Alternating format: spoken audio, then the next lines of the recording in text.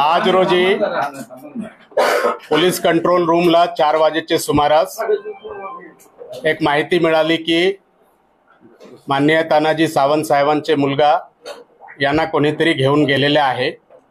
हे माहिती मिळाल्यानंतर तात्काळ जे आहे सर्व टीम ॲक्टिव्हेट झालेली आहे।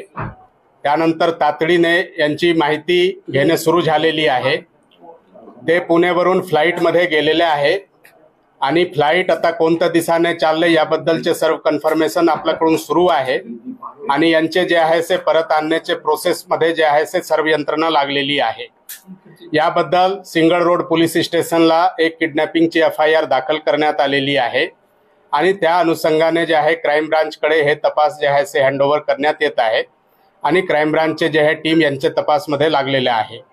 आता प्राथमिक माहिती हेच आहे आणि यानंतर आता सर्व माहिती जे आहे ते डेव्हलपमेंट होत आहे। एक वेळ फायनल डेव्हलपमेंट काय होतील त्या अनुषंगाने आपल्याला परत जे आहे ते माहिती आम्ही प्रेस ब्रीफिंगच्या द्वारा किंवा प्रेस मीडिया ग्रुपवर हे माहिती देणार आहे।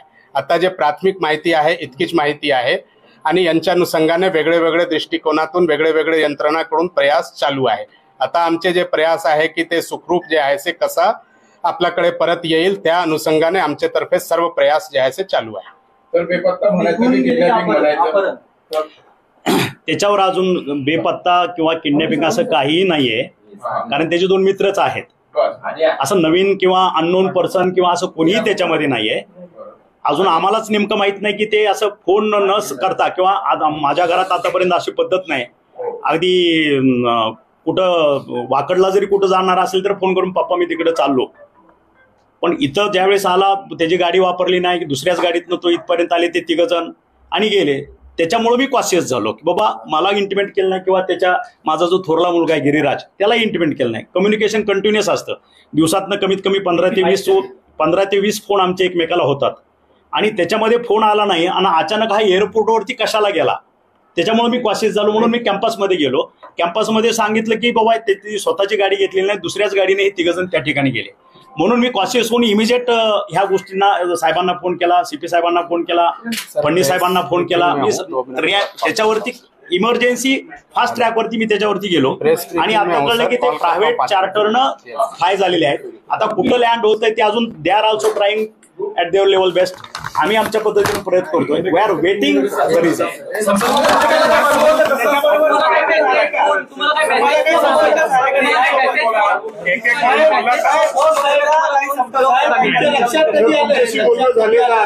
ते सुखरूप आहेत का, तुमच्याशी बोलणं झालंय?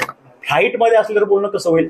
आपल्याला समजलं कसं फ्लाईट मध्ये? जो ड्रायव्हर सोडायला गेला होता तो ड्रायव्हर आला कॅम्पस माघारी, तो म्हणला की मी त्यांना सोडून आलो एअरपोर्टला, म्हणून आम्हाला कळलं की एअरपोर्टला आले। ते नेमकं कुठे गेले ते समजू शकत काही नाही, काहीच माहित नाही। ते ट्रॅकिंग करलं, घरात प्रयास चालू आहे।